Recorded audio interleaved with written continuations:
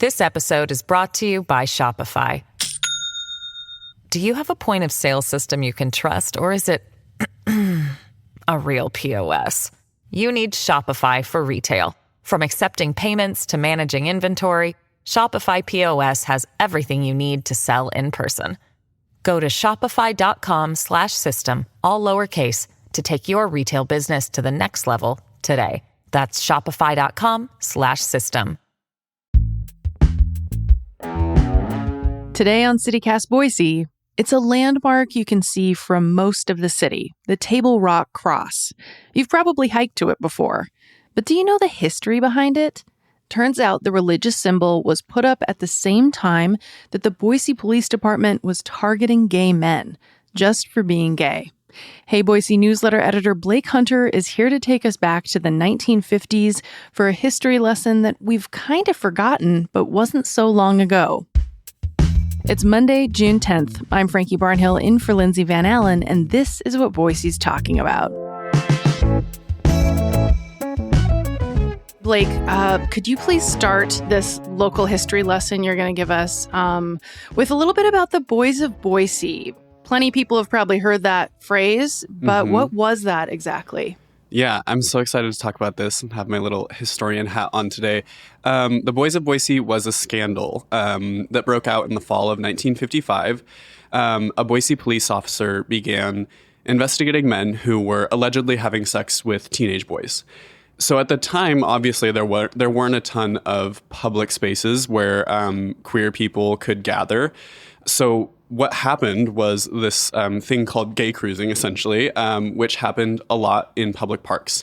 And nationally at the time, there was a bit of a crackdown in parks for this kind of activity where essentially gay men, it was mostly men, would kind of go and seek each other out in parks. And a police officer somehow caught wind of this. And this particular police officer was pretty intent on uncovering the story, and then the Idaho Statesman was as well. They really jumped in and began covering these allegations pretty much daily. And as you can imagine, it then extended to pretty clearly it was just like consenting adults who were having sex or at least like meeting up with one another. And this scandal really kind of spiraled out of control, as we'll get into.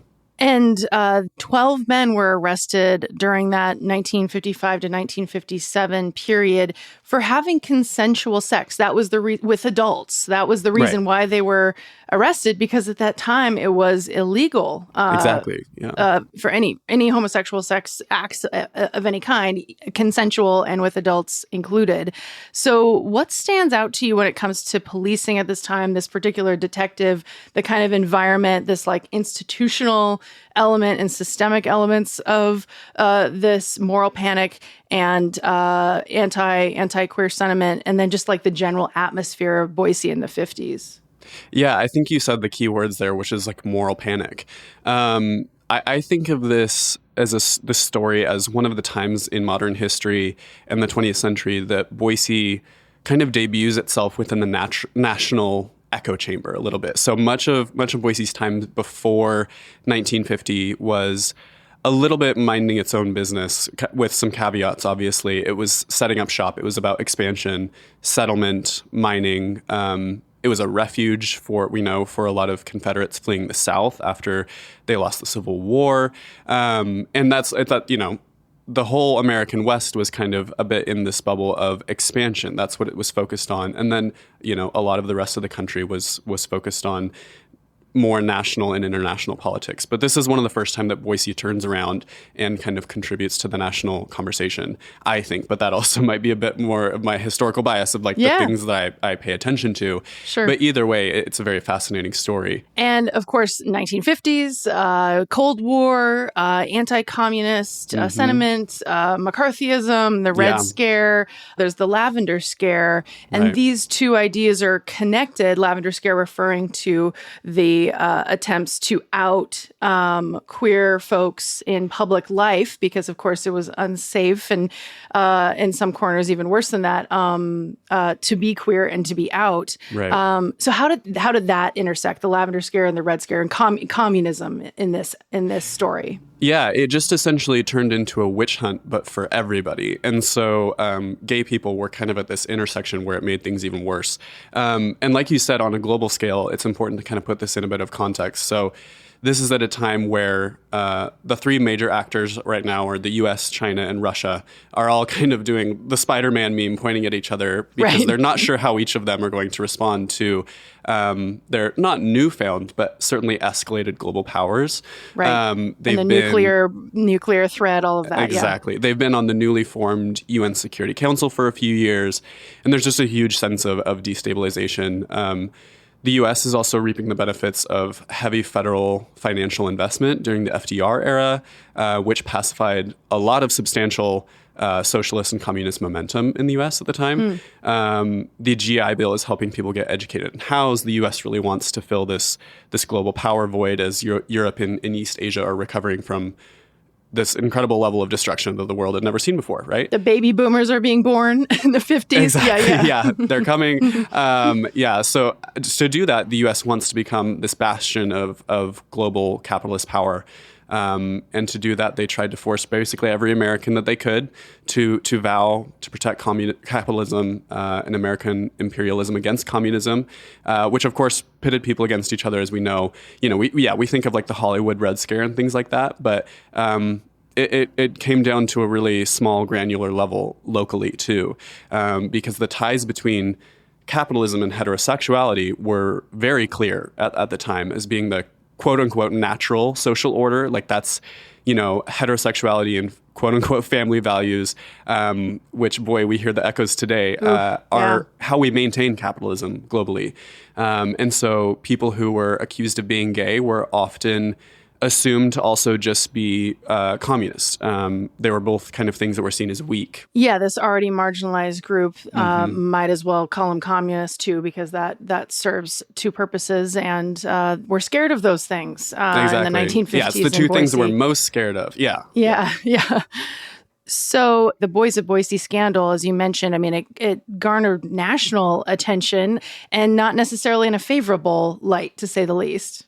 Yeah, I mean, as we just talked about, obviously the U.S. endorsed a lot of anti-gay action and continues to do so, and anti-communist action, of course, but there was kind of this sense that Boise couldn't hang, that Boise was, obsessed with sexual politics in a way that, sexual liberation was brewing at the time, even in the 50s.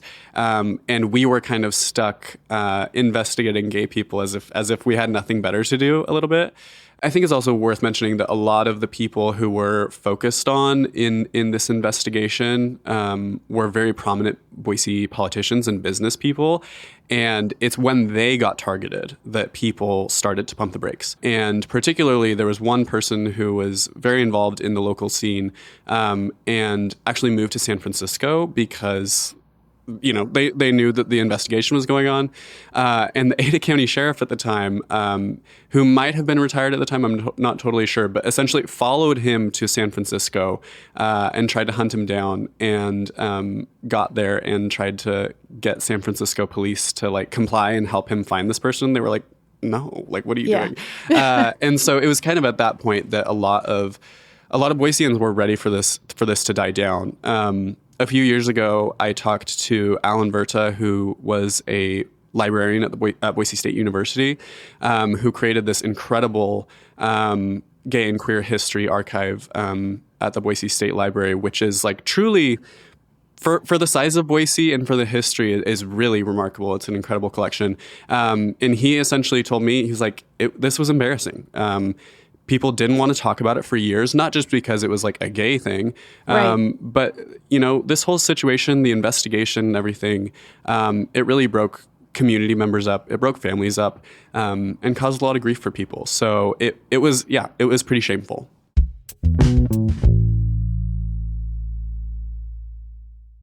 This episode is brought to you by Shopify. Do you have a point of sale system you can trust, or is it a real POS?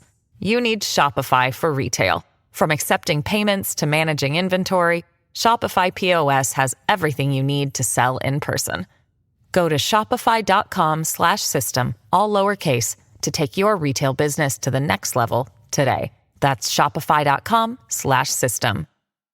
Let's talk about the Table Rock Cross specifically, and this this time in the 50s again with communism versus capitalism, Christianity versus quote unquote the godless communists and whatever that means, and that era. And there was an effort at this time, while in the midst of the Boys of Boise scandal, in the midst of these investigations by the Boise police into gay men in the city, to erect a giant cross at Table Rock. So tell me a little bit about the group behind this and where this effort came from. Yeah, so there's this group that was on the scene, a prominent Boise business group and philanthropic group called the JCs, which stood for Junior Chamber of Commerce Chapter. And there were these chapters kind of all over, but again, they were called the JCs, and they took this opportunity to essentially send a message of Boise's values and kind of status. And there had been talk for years about putting up some sort of cross that was prominent, Table Rock itself, but there are so many hills around Boise that it's I think to them we're just begging for some sort of landmark. And so they used this opportunity to, right in December of 1955, less than 2 months after the Boys of Boise scandal broke, they dug the hole at the top of Table Rock because they... at the time, the Idaho Department of Corrections owned this land, so it was technically public land. But they got approval, and the JCs put up this cross. And so by January 8th, 1956, it was finished. And they were eyeing this other cross in a very similar situation that happened in Eugene, Oregon. And in 1971, a judge ruled that, having such an expressly religious symbol exhibited on publicly owned land was problematic. And so that concerned the JCs, and they asked to buy the land from the Board of Corrections, and then they turned it over to the Board of Lands, and then they auctioned it off to the JCs for $100, this tiny little parcel of land, and they auctioned it off for $100 so that they could essentially keep the cross that was already there to preemptively get ahead of any major issues that would happen. Right, because they saw what happened in Eugene and didn't want that to happen to this particular cross. Yeah. Now, of course, in the 1950s and today, Boise is, of course, predominantly white, predominantly Christian. And so I'm guessing that people were pretty happy about this cross, or that there wasn't much of a to-do. Was there much pushback right after? Yeah, it is interesting to think about, because as someone from, southern Idaho, I personally did not really think critically about the cross being so publicly featured. It just didn't cross my mind for a long time, visiting Boise and whatnot. But that was quite true, it seems, historically, through the 50s and the 70s when this land was actually made private. Entering into the 90s, though, that did change a little bit. So the ACLU was looking back at the auction that had taken place when the JCs bought the land for $100. And they argued that the public hadn't been notified that the auction was even happening. So technically, no one else could bid on this. It was essentially a purchase disguised as an auction. But their argument that, they didn't get anywhere with that. And then it was picked up, that news was picked up by a very influential figure in kind of talk radio, this atheist, Rob Sherman, who is based in Chicago.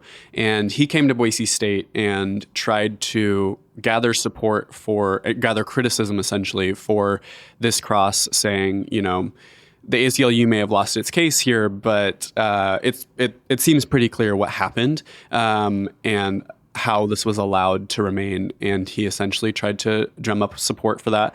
And boy, did it backfire. It actually led to my knowledge, and I did some research into this a few years ago, but to my knowledge, the largest political gathering and demonstration ever held in Idaho, which is a crowd of 10,000 people, at least 10,000 people, marched from the Boise Depot to the Capitol, essentially in support of keeping this cross. And this was in 1999, so not that long ago not at even all. that long ago.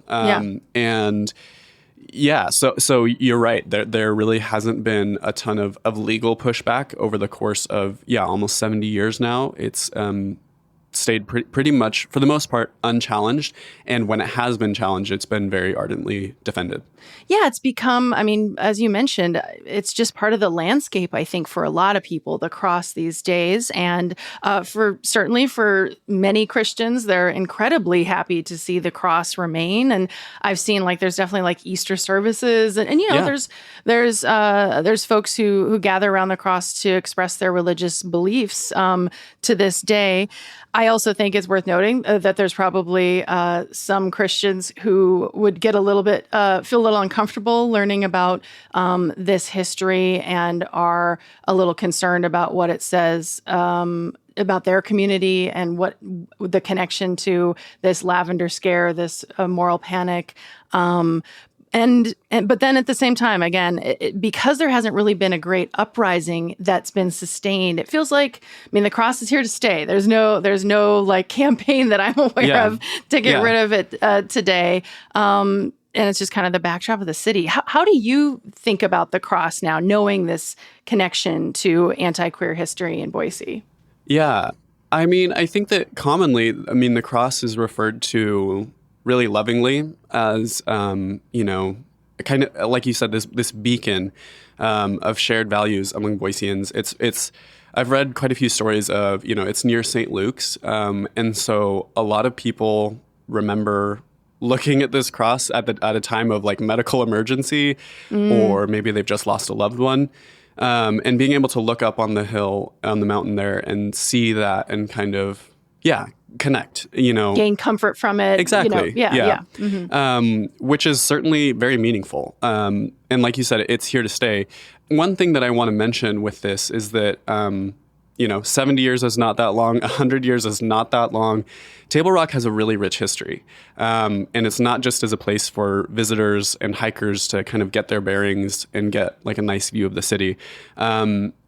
It used to be a quarry where lots of rock was used to build downtown Boise buildings. It's a sandstone quarry. So a lot of those buildings that you see downtown were built from that stone. And that quarry was very historically important. It was a huge place of employment for new Boiseans who were coming into town. A lot of Basque folks, a lot of Italian folks.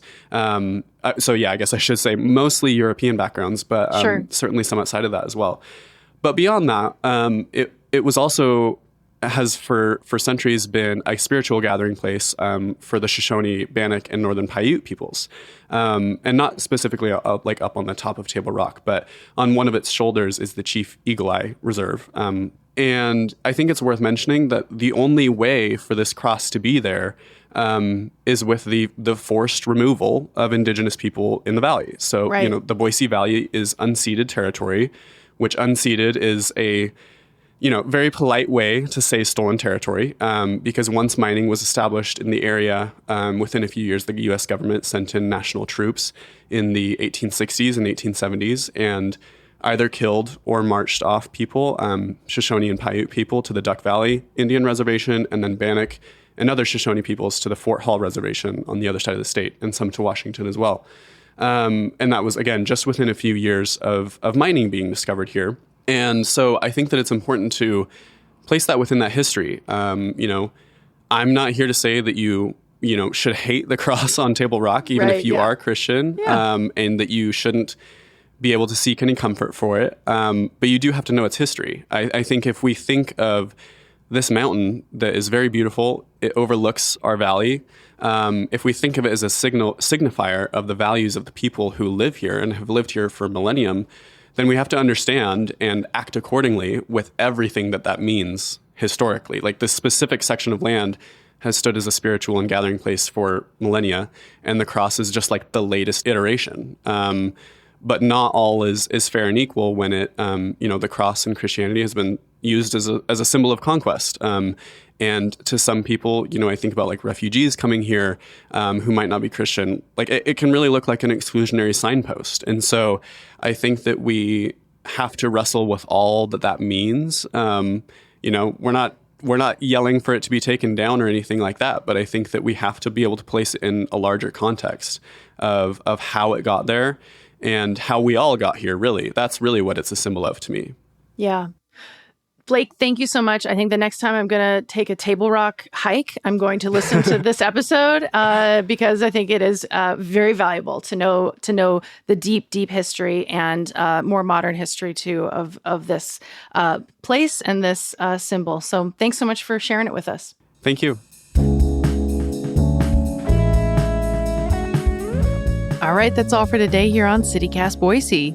If you enjoyed today's show, check out our website for more local history. That's boise.citycast.fm. We'll be back tomorrow morning, so see you then.